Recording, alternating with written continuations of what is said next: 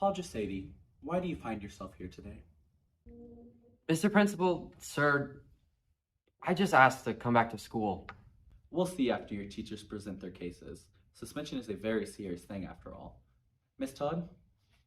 This boy is always interrupting my class. It seems I can't even turn around for 1 second without him laughing at some jape or jest that he's pulled at my expense. He's always got something up his sleeve.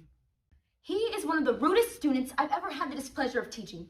I've tried staying calm in spite of it all, saying, oh, he's just a growing boy. And even every once in a while, finding myself pitying him. When his insolence got as far as throwing a textbook in my face and telling me to do the math after he got a bad grade that he didn't like on his test, he left past the lines he already crossed, and that I say I've had enough. There was one time in class whenever I had asked Paul to write a story, a summary of something we had just read in class. And I walked over and I noticed that his H's were looking a little bit more like N's. So naturally, I went to help him. And he put his arm out and almost hit me in the process. I have no words for it. It was rude and inconsiderate. He's always looking out the window while I teach. He always averts his eyes during class whenever I try to tell him to pay attention. It's as if he's trying to go out of his way to avoid me. He habitually talks through every lesson like it's nothing but folly, yet he wonders why he fails every test given to him. He told me I'd never find a husband with glasses as ugly as these. Now, Paul, is that something you should be saying to your teacher, let alone a woman? I don't know. I didn't mean to be polite or impolite either. I guess it's just sort of a way I have of saying things regardless. I think that sort of speech isn't appropriate, especially not for a boy like you. Wouldn't you agree? I guess so. All right, we have a few things to discuss. You may go now, Paul. Have a nice night.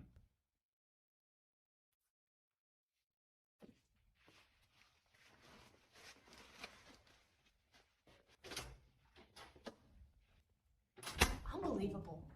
I honestly have no idea. I feel like we brought presented Hey. cases. I feel as though there's something about Paul Giuseppe that we don't understand here. Something tells me that that smile of his doesn't altogether come from insolence.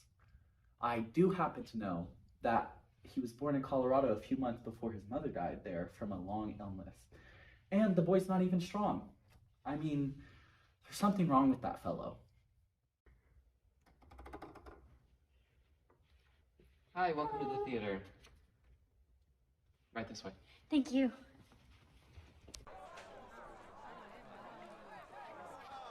Oh, hello, Mr. Giuseppe.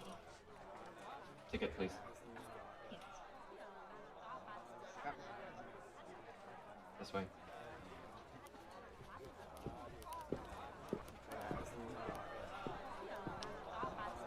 What's your seat?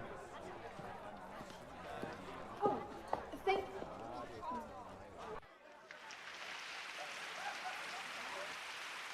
She only got that out of kindness, I bet. It's the only way that hag would ever experience luxury.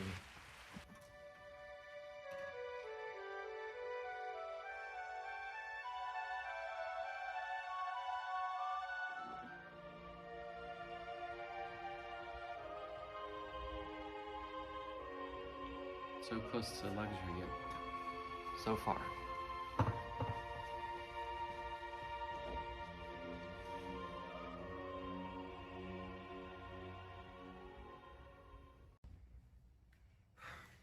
All the houses are the same. Houses and the people. Why am I compared to them? To Daniel Stone. It's not my fault he was a clerk who married the first woman who actually spoke to him. I will not be trapped at the same fate as these has-beens that could not succeed. I just can't face my dad tonight, nor that damned yellow wallpaper. So, Paul, I got a call from your school today. Oh, They told me of your antics, of how you believed you didn't need to learn their theorems because you have more important business at the theater you work at. Dad. I am your father, and you will listen when spoken to. I also heard wild tales of you parading around about how you're traveling to Naples and Venice and even Egypt, and then coming back after the weekend saying you couldn't go because your sister was sick. What kind of son of mine is going to make a fool out of himself like that? Not one I'll tolerate in this household. Father, You will listen when spoken to. I've taken it upon myself to re-educate you when it comes to respect. You can thank me when you're older. I'm enrolling you out of school and having you work full-time at Denny and Carson's to learn a sense of work ethic. And don't even bother bringing up that theater. I went ahead and told them that you're no longer working there and that they shouldn't let you in for any reason whatsoever. We both already know I only let you work there in the first place because I thought it'd be good for you to earn a little, but this folly has gone on for long enough. You need a real job to set you in your place. All right, Paul, your accounts have been settled. I need you to deposit this at the bank before you can clock out for your long weekend. Of course, sir. And you have a great long weekend, too.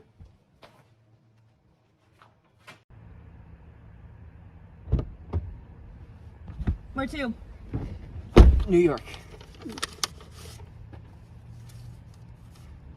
Keep the change. New clothes, suitcase. I'm glad the people at the hotel bought my story, as if my father would ever find himself out here voluntarily. This place looks good.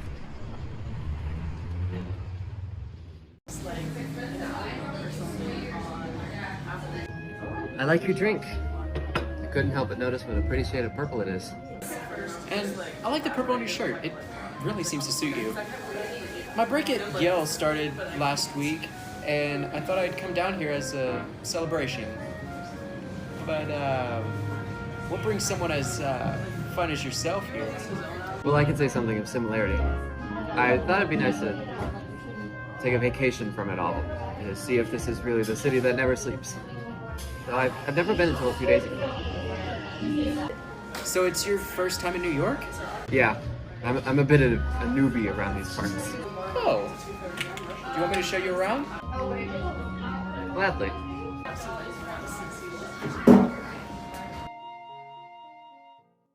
I'm surprised that pizza parlor's still open. It could have fallen in on us at any time. Yeah, I can't believe it either. So are all Yale students as charming as you? You flatter me, but no. I seem to be the only one, unfortunately. Well, that's a shame. I guess I lucked out with you then.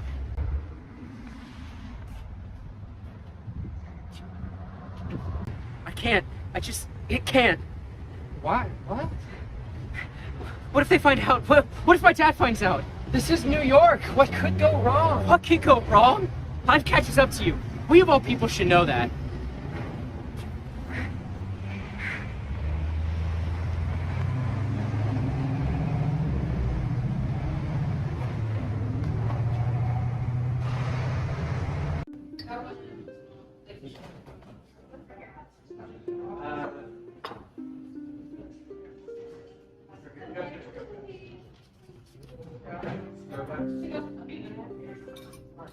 No. No. No. This can't be right. This can't. I found out this soon. I got this soon.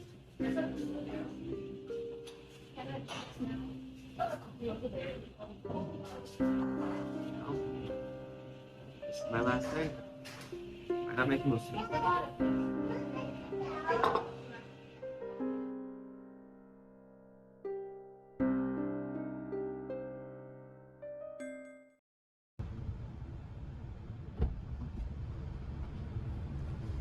Where you heading, boss?